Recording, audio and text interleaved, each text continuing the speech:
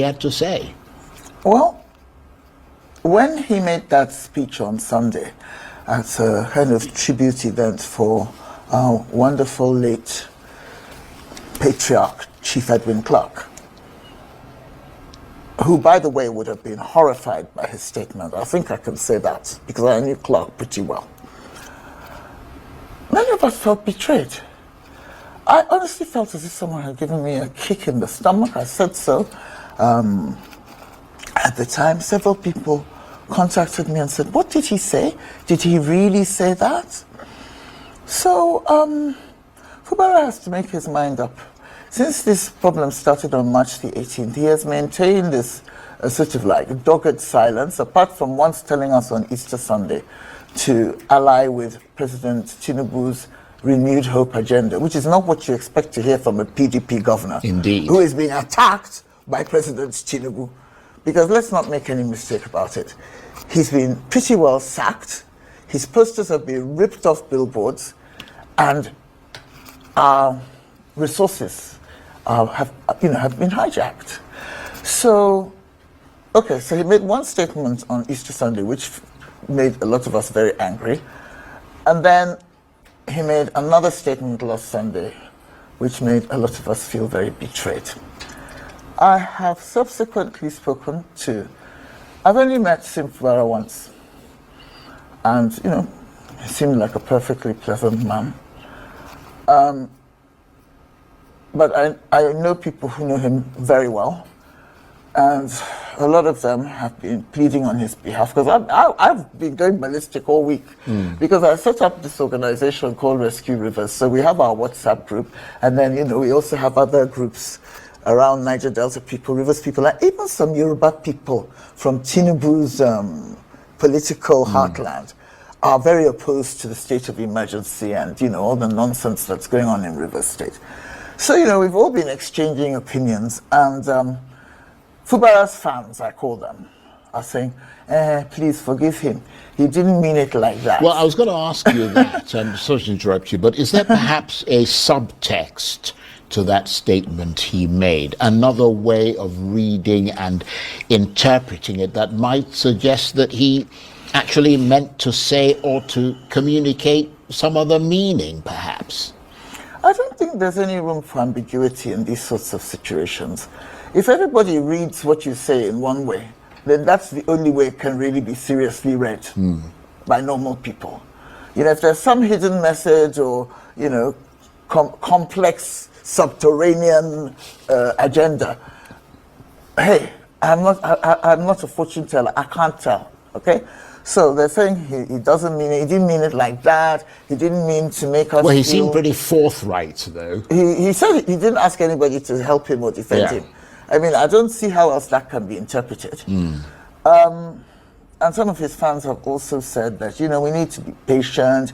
He's a very quiet, serious-minded, deep-thinking guy. He's not like firebrands like me, who go around talking anyhow and expressing our opinions. But I just say, well, you're either a leader or you're not. If you want to be a nice, quiet, private citizen who keeps his thoughts to himself, and if you can't articulate yourself well in public, then you have no business being leader of any significant organization. Never mind the government of the biggest, the capital of the Niger Delta. That's an important point, and I understand a lot of his supporters, including yourself, have now sort of thrown down the gauntlet and are calling on him to fight back convincingly and without equivocation, or resign and be done with it. And you're one of those. Oh, definitely. Look, I never wanted Fubara to be governor in the first place. But, he was inflicted on us by Wike, his predecessor, with whom he has now quarreled. And, some of us were gracious enough to say, okay, so he's the governor now. And when he was disgraced, we said to Wike and Tinubu, I've signed an open letter to the president saying, you don't treat us and him like that, So... Well, he's clearly not listening, is he? Well, I don't think Tinubu really cares what anyone thinks. His main focus is 2027, from what I can gather. we'll talk about that later, because it's really, really disturbing that someone who's halfway through his term is more fixated on what's happening in a couple of years' time than in what's going on around him. Although now. we haven't seen that from him, though. We've seen that from a lot of people who purport to support him, but we haven't seen him coming out overtly about 2027, have we? Well, we're all heads of one household or organization or department or the other. I mean, the people who work here in Arise News are not going to run out and start saying things that you and Untukai or your owner don't agree with in public. The people in my little office, they reflect, at least publicly, the position that I take. So I still think that the people who are talking about 2027 obsessively are speaking for the president. And anyway, going back to Fubara, I would say, look, Oga, Your Excellency, step up or step down. You have a very, very competent deputy. I know her, Ngozi Odu. If you don't want this job, give it to Ngozi. If Ngozi doesn't want the job because she's your partner and you both decide you've had enough, then there has to be some kind of constitutional compromise that will enable someone else to move in there, right? And preferably not another one of Wike's nominees, because we've had enough of him and his wahala. So step up or step down, and you can say that you're tired. You're a human being. If you want to give up, you're welcome to say you're fed up. But it's very dubious to say that you want to give up when you're supposed to be the leader of men.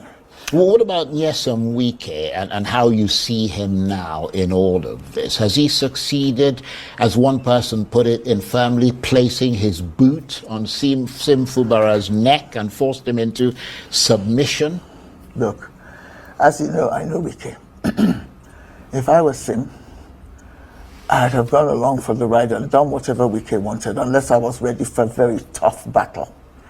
There's an old video of Fayose, I think he used to be governor of Ekiti State, advising Sim when he was the crown prince-elect not to upset Wike. Because anybody who knows Wike knows that he's a rougher man. I once told him to his face, you're a bit of a principality, So don't go and annoy him and fight him unless you're ready for it. So Fubara has, he's pulled the tiger's tail. He can't cope. Wike has won, quite frankly. He has won. And we're not happy about it, because many of us are not happy about it, because we think that Wike should go and face his job as FCT minister, seems to be doing quite well here in Abuja, and he should leave Rivers State alone and move on. When he was governor, and Amici, his predecessor, was harassing him, trying to use federal might against him, he didn't like it. And people like me supported him. At least I'm consistent. I was much closer to Amici before than I was to Wike. I told Amici, just leave this boy alone. He's the governor now, let him be. Whether you like him, you don't like him, nobody cares. Stop creating drama, stop creating tension and crisis. Because Rivers State is the loser at the end of the day. Yeah. Because what you really want in any state, since every state has a governor and a minister, the ideal scenario is for the governor and minister to work together to better the state, even if they don't belong to the same party. The selfish lack of patriotism that you see in Rivers State governors is sickening. Each one wants to destroy his predecessor instead of thinking of ways to work with his predecessor. And I have to say, it seems to be a particularly unique Rivers State problem. Because in other states, like take Akwa Ibom, for example. Akpabio has had his issues with various people who followed him. I've never seen Akpabio going out of his way to generate so much crisis in Uyo and the environs that Akwa Ibom grinds to a halt and a state of emergency becomes necessary. Are you the only person who is having problems with his godson? Nobody cares. So honestly, Wike should. He has made himself extremely unpopular. He's lost a couple of mates, friends like me, when I say mates, I mean it in the English sense. And I wouldn't suggest that, I'm on the same level as a Nigerian governor who's like a prince, a king, an emperor. So I'm just saying that Fubara has lost, but you know what?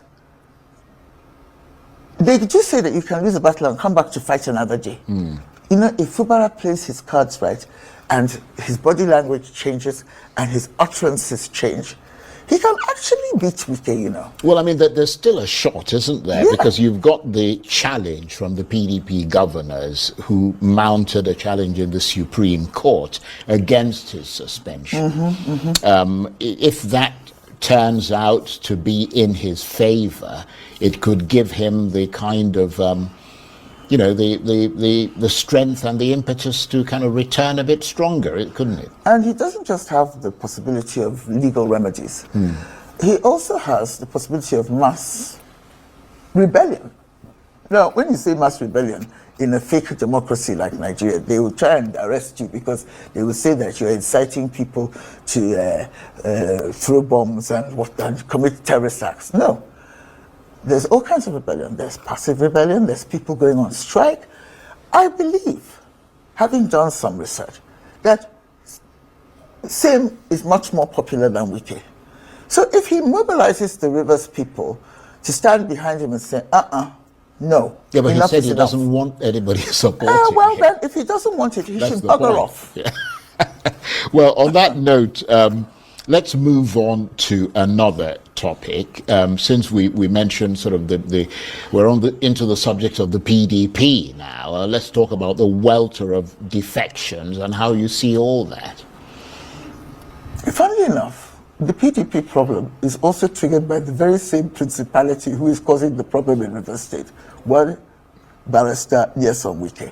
He is a very, very critical part of this problem that PDP is having. Atiku is partly to blame for it, because you might recall that Atiku refused to replace the Northern Party chairman with a Southerner when Wike and Co requested it, and then he walked off with 5 governors.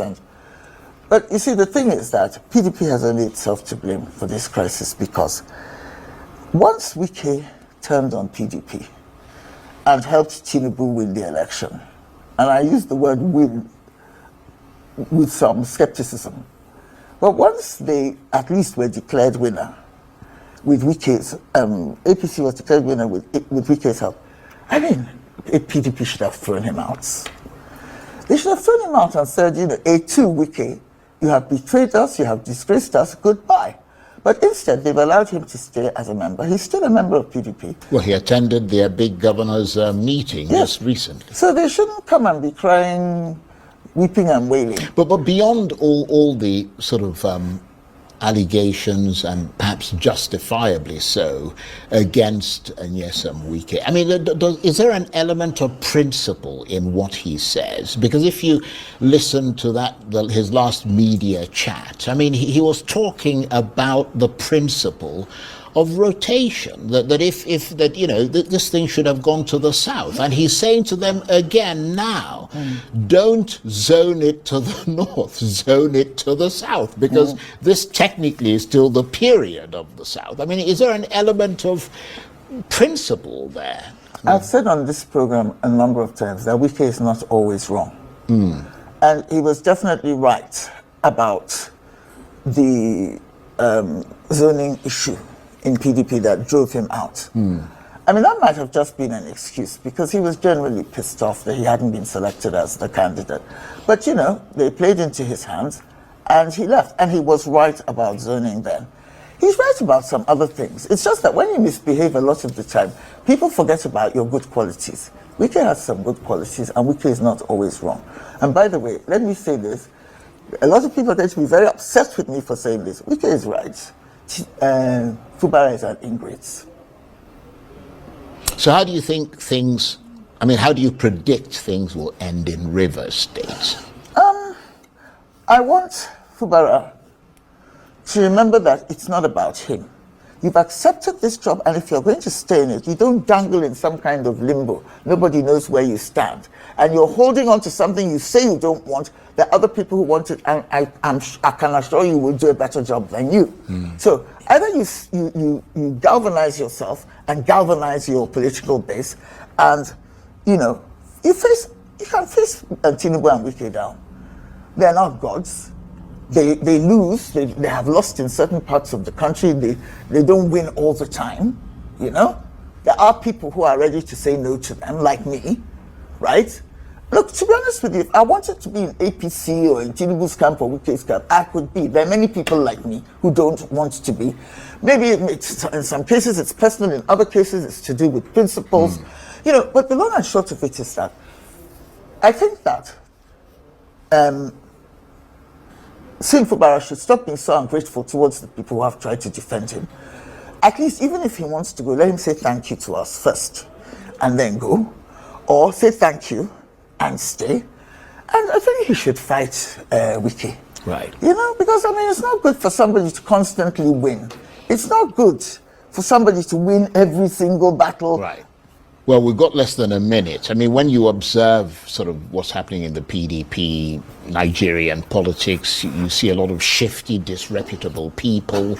That goes without saying. Where do you think that things will go with this kind of wave of defections? Well, is it pretty much over for the PDP, or can they? It doesn't have back? to be, Right. but Nigerian men are displaying such weakness of character.